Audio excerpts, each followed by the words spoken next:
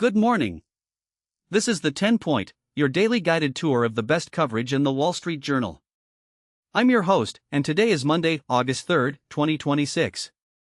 We've got a packed edition today, from a deepening crisis in higher education where colleges are quietly raiding donor-restricted endowments just to keep the lights on, to big tech earnings sending valuations in wildly different directions, the Kremlin tightening the screws on Russian men to fight in Ukraine, and a very strange goodbye to a breakfast staple that had one New Jersey lawyer climbing the walls. Plus, a presidential jet donated by Qatar, a Spider-Man movie shattering records, and a kidnapping case in the Arizona desert that consumed 3 reporters for months. Let's dive in. We begin, as always, with Emma Tucker at the desk. Good morning, she writes. As colleges prepare to welcome students back to campus, we examine higher education's deepening financial strain and how, in extreme cases, schools are covering day-to-day bills with funds that donors gifted for other purposes, without their knowledge or consent. It's a story that Douglas Spelkin has been digging into, and we'll get to the full details in a moment. But first, Emma turns to the workplace, and don't roll your eyes just yet at that standard Monday morning question, how was your weekend? Research shows small talk can boost mental health, though there's a fine line between friendly banter and oversharing. Case in point, a wild lawsuit involving a former Netflix executive that reveals what a minefield bringing your whole self to work can be. Hint, upside-down beer chugging was involved. We'll leave that image with you for now. Now, the headlines driving the day.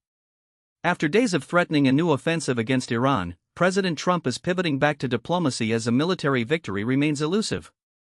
The shift comes after a period of escalating rhetoric and military posturing, but the administration appears to be recalibrating as the costs and complexities of a new Middle East conflict weigh on the calculus. We'll be watching whether this diplomatic track holds or if it's a tactical pause. In Washington, acting ICE Director David Venturella has divested of his GEO Group stocks and recused himself from all contracts and obligations related to detention involving the private prison company. The move follows scrutiny over potential conflicts of interest, given GEO Group's extensive contracts with ICE for detention facilities. Venturella's divestiture and recusal are being framed as a step to restore confidence in the agency's procurement integrity. Tomorrow, a divisive Democratic primary for Senate in Michigan will reveal whether a progressive and socialist groundswell has spread to America's heartland. The race has become a proxy battle for the soul of the party in a critical swing state, with establishment and insurgent wings pouring resources into a contest that could signal the direction of Democratic politics well beyond the Great Lakes. Overseas, Russia is strong-arming more men into fighting in Ukraine. The Kremlin's mobilization efforts have intensified, using a mix of legal pressure, financial incentives, and outright coercion to replenish depleted ranks. This isn't just a continuation of the partial mobilization, it's a broader, more systematic campaign that's reaching deeper into Russian society, targeting demographics previously shielded from the front lines. In California, the state Democratic Party has endorsed the proposed billionaire tax despite deep divisions among major party figures. The measure, which would impose a new wealth tax on the ultra-rich, has split the party's donor base and elected officials, with some warning it could drive high earners out of the state while others argue it's essential for addressing inequality in funding public services. The endorsement sets up a bruising fight ahead of the ballot. And in San Francisco, an apartment tower has ignited a generational fight over housing. The project, which would add hundreds of units in a neighborhood resistant to density, has become a flashpoint in the city's endless debate over development, affordability, and who gets to shape the urban landscape. Younger residents and YMBY advocates see it as a lifeline, longtime homeowners see it as a threat to neighborhood character. The battle lines are drawn. Now, let's turn to the markets. As of 6:13 this morning, S&P 500 futures are at 7,557, up 0.5%. Dow Jones Industrial Average futures sit at 52,967, up 0.6%. And Nasdaq 100 futures are at 28,549.75, up about 0.5%. Markets are ticking higher in early action, but there are cross-currents beneath the surface. The US and Japan are seeking to contain tremors that could be triggered by a cratering yen. The currency's slide has accelerated in recent weeks, raising concerns about imported inflation in Japan and competitive devaluation pressures across Asia. Finance officials in both capitals are coordinating verbally for now, but the toolkit includes intervention if the slide becomes disorderly. Big tech earnings are sending valuations in wildly different directions. Some names are rewarding investors with strong cloud and AI-driven growth, others are punishing them with cautious guidance and ballooning capital expenditures. The dispersion is historic. The gap between the best and worst performers in the megacap cohort is the widest it's been in years, and portfolio managers are scrambling to adjust. And a tidal wave of AI debt threatens to flood the bond markets, but investors might find shelter in some surprising places, writes Telus Demos. The scale of borrowing to fund data centers, GPU clusters, and energy infrastructure is staggering, hundreds of billions in new issuance expected over the next few years. But Demos argues that not all AI debt is created equal, and there are pockets of the market where the risk-reward still makes sense. We'll have more on that in our markets coverage throughout the day. Now, our lead story, and it's a big one. Struggling colleges are raiding their endowments to pay the bills. Higher education is in real financial trouble. College leaders are cutting programs, laying off faculty, and digging into endowments to pay operating expenses. This tactic is creating a new loser in the consolidation of higher education. Thousands of philanthropists who have donated billions of dollars to colleges and universities across generations, reports Douglas Belkin. Let me unpack this, because the numbers are startling. Nearly 200 private colleges borrowed from restricted endowments in 2025, up from 131 in 2021, according to estimates from Perspective Data Science, a higher education financial consultant. That's a 50% increase in just 4 years. And here's the kicker, schools used most of the money for everyday expenses, said Matthew Hendricks, the company's founder. Not for new buildings, not for endowed shares, not for the specific purposes donors intended: scholarships for low-income students, professorships in 18th century literature, maintenance of the campus arboretum. No. They used it to make payroll. To keep the heat on. To cover the electricity bill. This is a profound breach of faith. When a donor gives $5 million for a scholarship fund, they sign a legal agreement, a gift instrument that restricts how the principal and income can be used. The college becomes a fiduciary. But faced with enrollment cliffs, demographic declines, inflationary pressure on labor and construction, and in many cases years of deferred maintenance, boards and presidents are making a calculated decision: violate the donor's intent or close the doors. They're choosing the former, often quietly, sometimes without even notifying the donors or their families. The mechanism varies. Some schools invoke Cypres doctrine, a legal principle that allows courts to modify charitable trusts when the original purpose becomes impossible or impracticable. Others use internal borrowing, where the unrestricted operating fund takes a loan from the restricted endowment pool, promising to pay it back with interest. But in a world of declining revenues, that promise is increasingly theoretical. And some are just spending the income, the yield on restricted funds, that was meant to compound for generations, diverting it to the general fund. The victims, Belkin writes, are the philanthropists. Thousands of them. Families who scraped together money to honor a parent, alumni who gave back to the program that changed their life, foundations that seeded research in a specific field. Their money is being spent on things they never agreed to fund. And because endowment accounting is opaque, there's no public ledger of which restricted funds were tapped for operations. Most will never know. This is the new loser in the consolidation of higher education. We talk about merging campuses, closing departments, the rise of online alternatives. But we don't talk enough about the moral hazard created when the social contract between donor and institution fractures. If donors believe their restrictions are merely suggestions, the entire philanthropic model that sustains private higher education, billions upon billions of dollars, begins to unravel. And that, more than any demographic cliff, is an existential threat. Now, a remarkable piece of reporting from our reporter's notebook. Jared Mitovich writes, in early May, I asked my colleague Valerie Bauerlein what she was working on. One question was on her mind: how could the mother of morning TV's most watched woman disappear? Mitovich had the same question, so they teamed up. He landed in Tucson on the hottest day of the year to begin their investigation.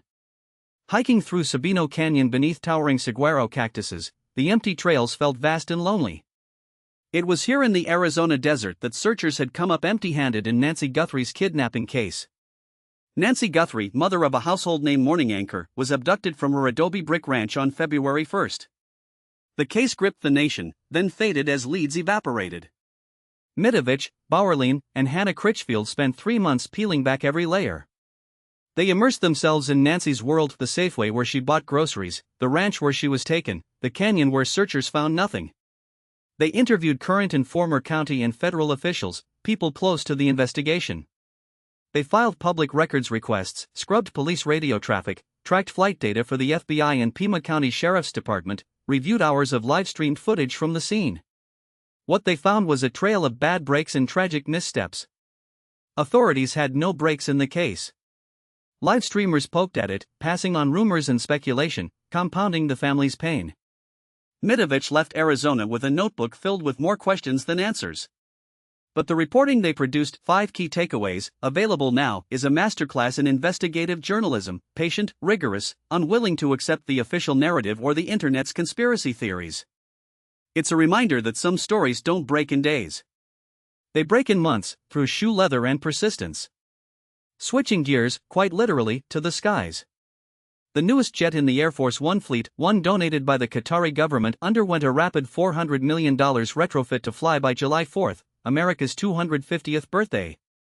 Trump said he wants a jet used as Air Force One to be maxed out, and there are plenty of options available.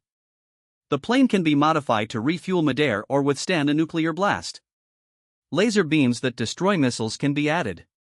It joins 2 older 747s in service since the George H.W. Bush administration. The Qatari jet, a Boeing 747-8 originally ordered by Qatar Amiri Flight, is fundamentally different from the VC-25 as it's joining. It's newer, larger, longer range. The retrofit included secure communication suites, electromagnetic pulse hardening, a medical bay, and the aforementioned midair refueling capability which the current fleet lacks. The laser-based missile defense system is experimental, a directed energy prototype that could eventually replace flares in chaff.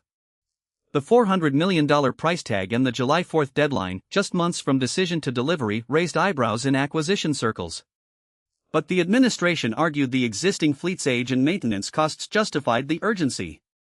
The Qatari donation itself, a foreign government gifting a strategic asset to the U.S. presidency, is unprecedented in modern times, and ethics watchdogs are still parsing the implications. Turning to earnings today, Palantir Technologies, Marriott International, and Tyson Foods all report. Palantir's government and commercial AI platforms will be under the microscope after its blockbuster quarter last time. Marriott will give a read on global travel demand and pricing power in a softening macro environment. And Tyson, well, Tyson's dealing with cattle cycles, avian flu aftershocks, and a consumer trading down to cheaper proteins. 3 very different windows into the economy. Our number of the day, $927 million. That's the estimated global box office sales for Sony Pictures' Spider-Man, Brand New Day, in its opening weekend, making it the second biggest film debut ever, according to the studio. Powered by a $355 million domestic opening, the largest of 2026 by far, the performance is a much-needed success for the superhero movie genre, which has been in a slump. After a string of underwhelming openings and franchise-fatigue narratives, Spider-Man reminded Hollywood that the right character, the right story, and the right release window can still move the needle. The question now, can it hold, or is this a one-weekend wonder? And finally, a story that hits close to home for anyone who's ever had a ritual.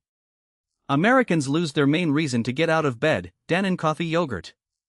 Some people have coffee. Doran Zeef had Dannon coffee yogurt.